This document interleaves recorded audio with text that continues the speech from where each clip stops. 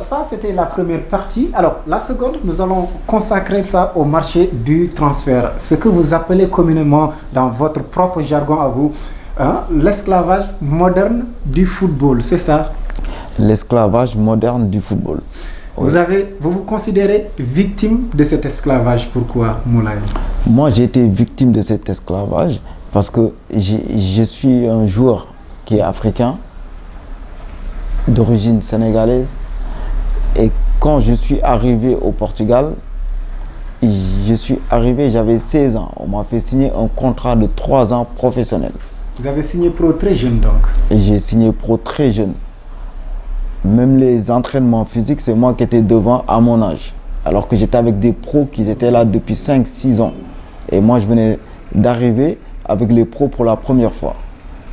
Quand je suis arrivé au Sporting, tellement que j'ai forcé, tellement je voulais réussir, tellement je voulais y arriver, j'ai eu un problème avec les adducteurs, c'est-à-dire une pubalgie. Les deux adducteurs, en voulant trop forcer, ça veut dire les deux adducteurs et le bas-ventre. Mais eux, au lieu de me soigner professionnellement, ce qu'ils ont fait, ils ont préféré m'injecter des piqûres. Moi, je ne sais pas ce qu'il y a dans les seringues. Comme pour vous doper. Pour que je puisse jouer. Et c'est ça qui a usé mes adducteurs. Parce que j'étais content, j'étais jeune, parce que je pouvais jouer. Mais je ne savais pas ce qui se passait, parce que j'étais jeune. Mais en fait, je me suis rendu compte plus tard que en fait, ils m'ont usé. Ils m'ont usé et ils ont gâché une grande carrière. Ça, c'était au Sporting? C'était au Sporting de Lisbonne.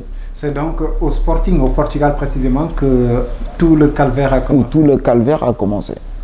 Mais comment est-ce que vous avez signé? Est-ce qu'il n'y avait pas aussi des